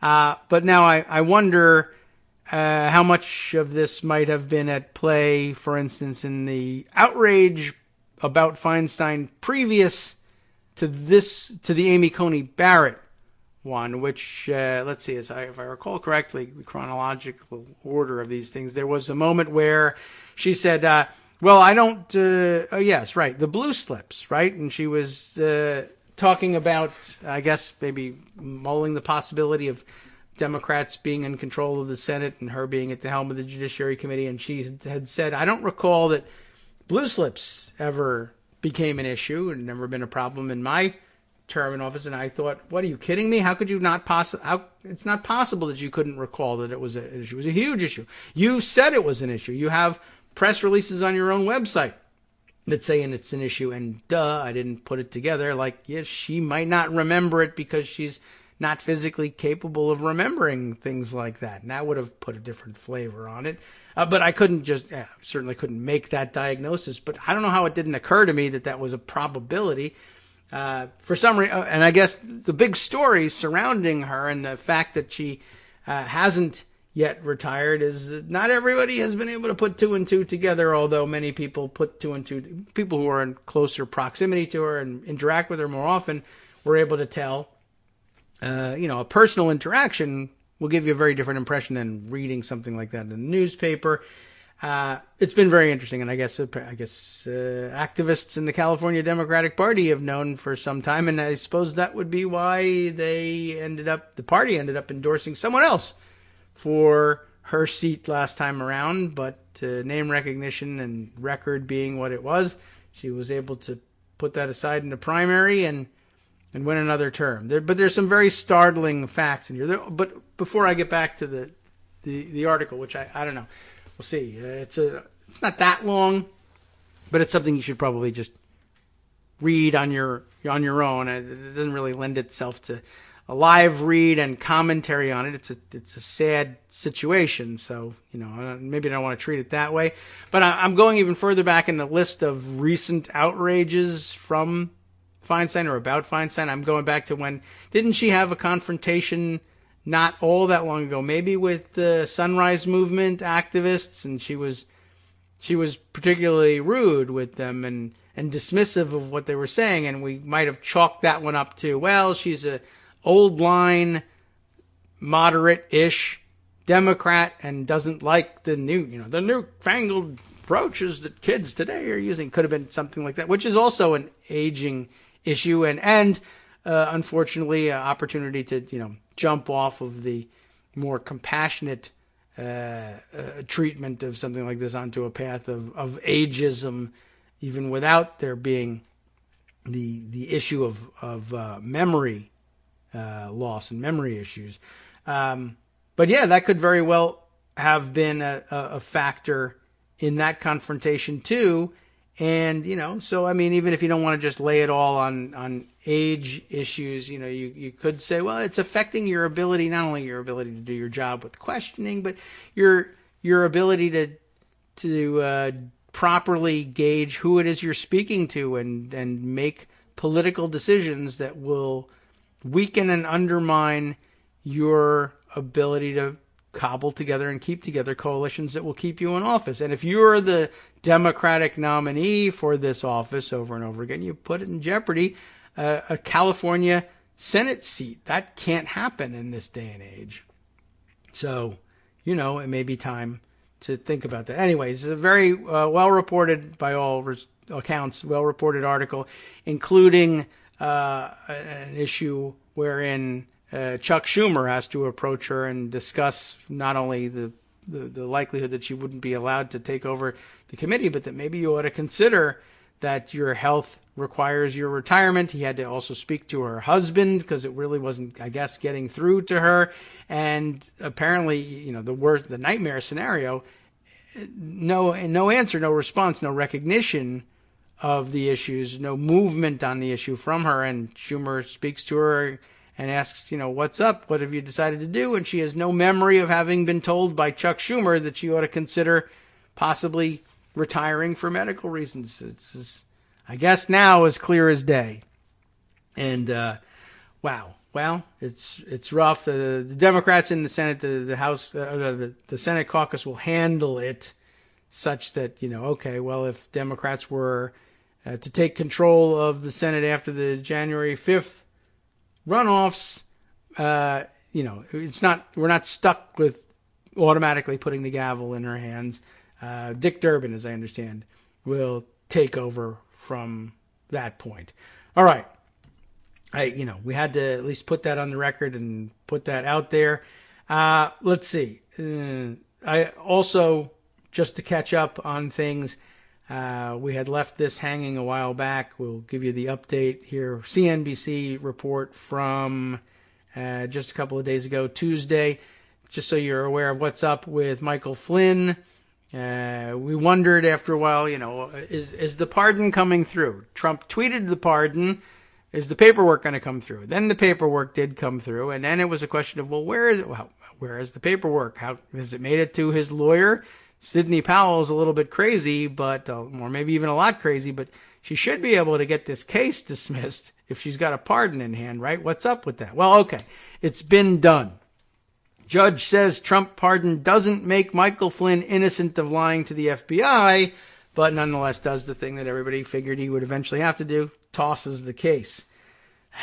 Too bad. All right, well, we'll give you that and the key points up here at the top rather than read through the whole article so we can get to a couple other subjects before we close things out for the day. The criminal case against President Donald Trump's former national security advisor Michael Flynn, the notorious spy, I would add, was formally dismissed Tuesday, 2 weeks after Trump pardoned him, which is too bad, a bit of a disappointment.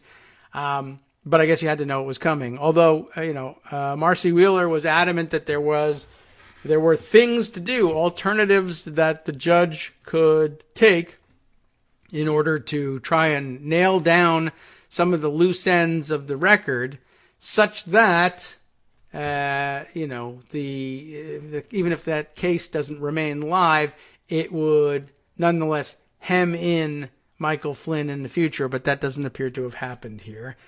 And I don't know whether Marcy still thinks that's a possibility or whether she's just disappointed in Sullivan. We should check into that, see what her reaction is. The other bullet points to share here: the dismissal of the case by Judge Emmett Sullivan in the U.S. District Court in Washington, D.C., where Flynn had pleaded guilty to lying to FBI agents, was expected because of the pardon by the president. The retired Army Lieutenant General was fired by Trump in February of 2017 after lying to Vice President Mike Pence about the nature of his conversations with Russia's ambassador to the U.S. in the weeks before Trump was inaugurated. So that's the basics of it. The article itself is not all that long, but okay. Basically, that dismissal that we thought had to be coming is in fact coming, or has in fact been effected. So let's see. Other weird and or otherwise interesting news. Let's see. There are a couple of things that I want to try and shoehorn in here. Let's see. One stray piece from, I guess maybe there's a military theme to this, over at the Pentagon, where we discussed the other day the odd appointment of Corey Lewandowski and David Bossie to an unpaid advisory board positions over at the Pentagon that have to do with Pentagon contracting. One additional angle on that appointment was that apparently more or less as soon as they got there, gigantic military contracting award given to Eric Prince. I don't know if it was destined for anyone else ever at that point, but just an interesting confluence of events. But another recent installation at the Pentagon that is apparently making problems, especially for the Biden transition. Apparently, the Biden transition team has been blocked from access to certain Pentagon officials during the transition, for whom it would be important for them to be able to contact in order to be able to hit the ground running. That's the whole point of transitions. But yes, as you know, Trump is doing his utmost to make the transition chaotic and impossible for the Biden people. So how is it that they are being blocked from talking to Pentagon officials? And the answer is that the official whose permission and signature they need, and for whom it would ordinarily be a routine ministerial function in a real transition, is just refusing to give that permission. Who is that person? Well, as it turns out, it's somebody whose name you've heard before. Trump loyalist Kash Patel is blocking these Pentagon officials from helping the Biden transition, according to NBC News. He told everybody, "We're not going to cooperate with the transition team," one former official said, and he has put a lot of restrictions on it, says the subheader. Courtney Kube, K-U-B-E, we've mispronounced her name before, and Carol Lee, reporting this for NBC, refreshing your memory about who he might be, if you can't remember offhand. A Trump loyalist who was recently appointed, very recently, as Pentagon Chief of Staff.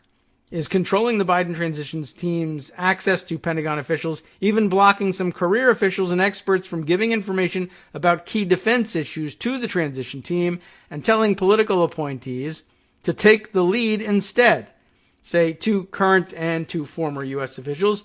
In some instances, the Chief of Staff, Kash Patel, who was assigned to the Pentagon after last month's election, has recast policy descriptions to include content that reflects favorably on Trump's policies before the information is shared with the Biden transition, two of the officials said. I don't even know what I just read there. Confusing to me. Anyway, he told everybody, we're not going to cooperate, and he's put a lot of restrictions in place. Patel made it clear early in the process that senior political officials would attend transition team meetings and briefings dealing with significant policy issues, which is having a chilling effect on the information being shared with the Biden team. In other words, they don't send the subject matter experts.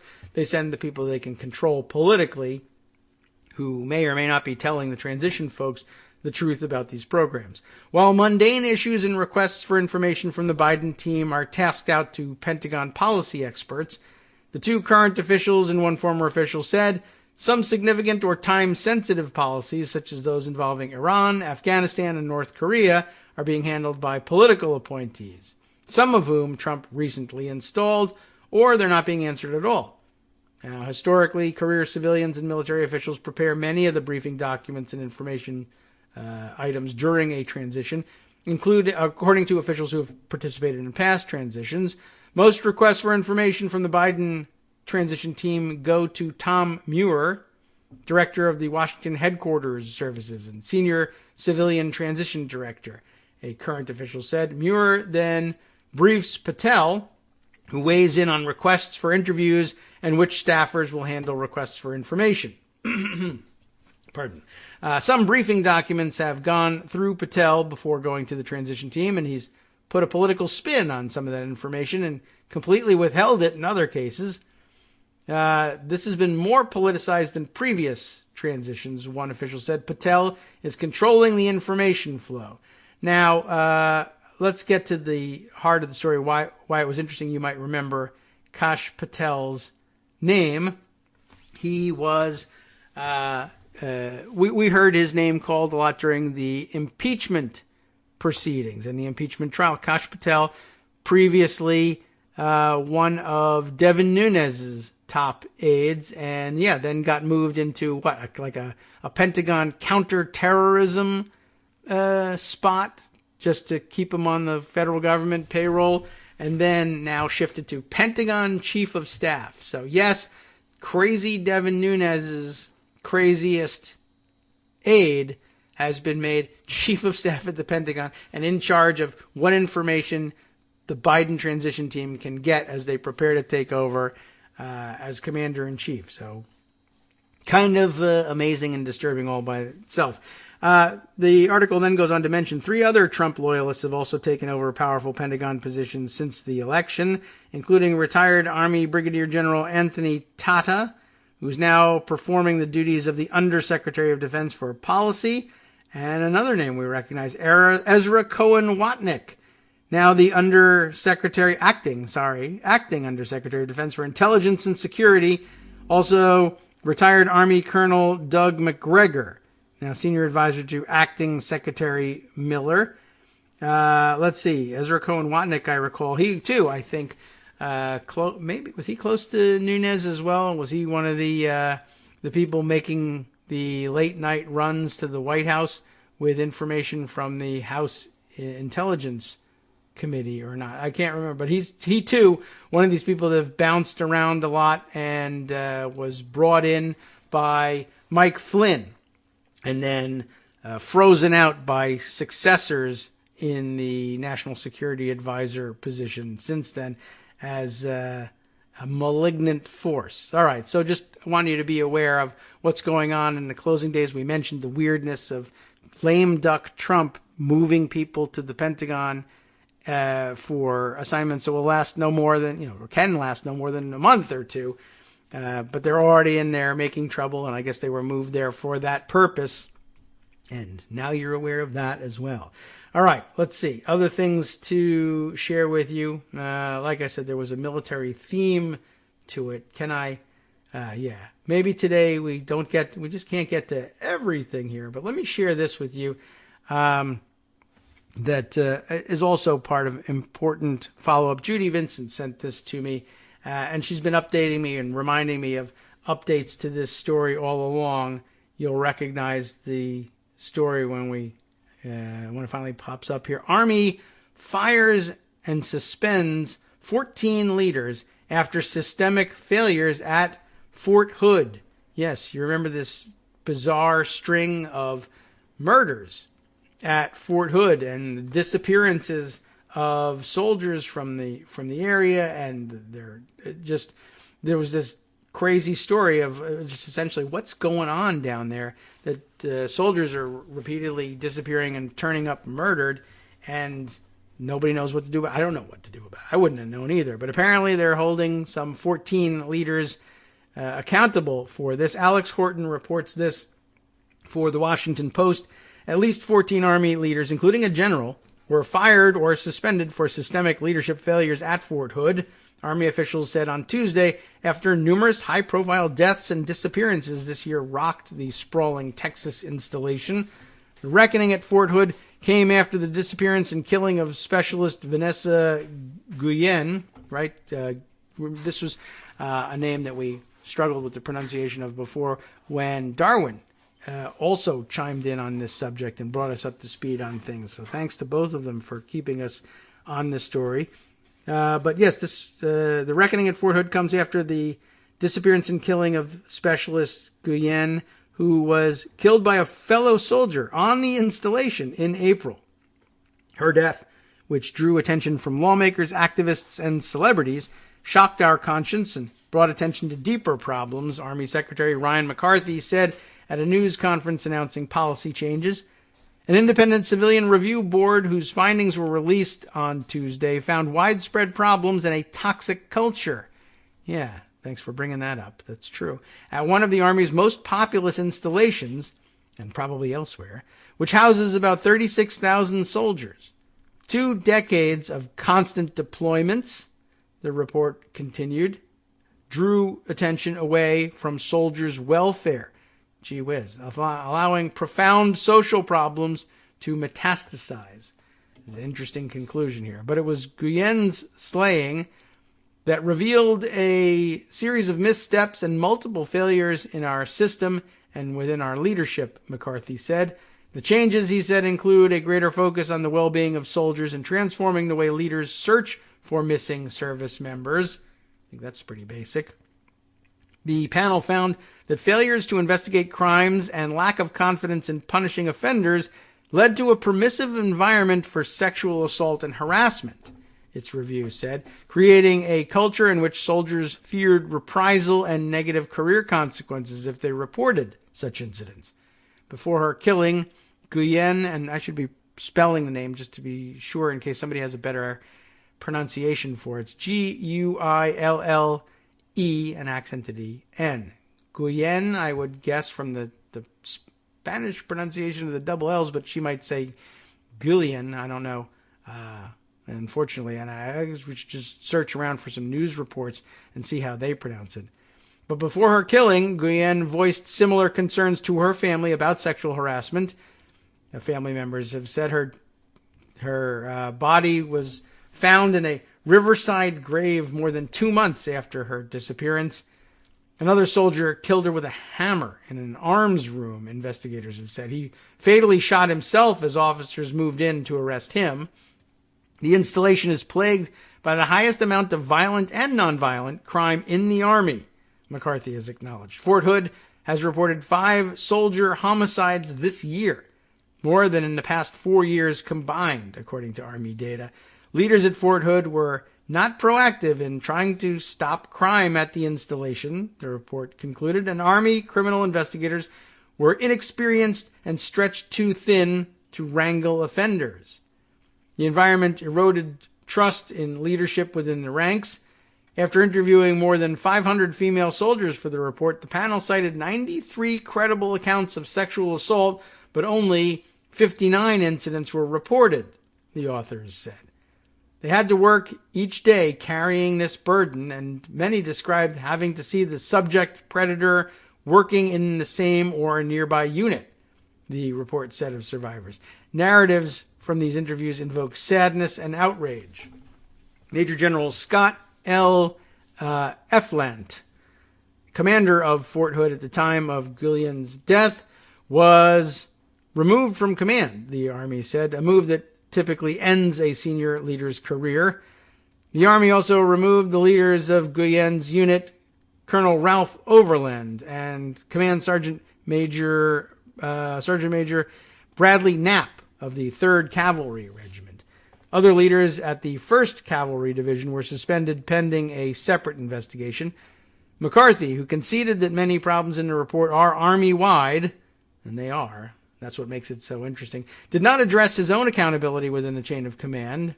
He has served in senior leadership since 2017, and last year became the Army Secretary, a position that sets the tone for culture and mission priorities. The Guillens and family attorney Natalie Kawam have led efforts to change military justice policies, including a hand in crafting legislation that would place independent officials in the military to investigate sex crimes. Currently, commanders often investigate claims while overseeing both the alleged victim and the perpetrators, which critics have said creates issues of trust and accountability. I think so. Well spotted there.